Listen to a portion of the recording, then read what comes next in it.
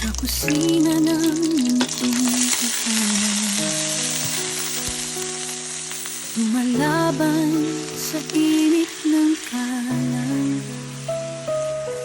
May hawak na sandok at kamera, pinapakita ang pusong may saya. Sa bawat sangkap ng kanyang niluluto, may kwento ng tapang at pangarap sa puso. Sa bawat biyahe ng kanyang paglalakbay, inaabot ang bituin sa kabila ng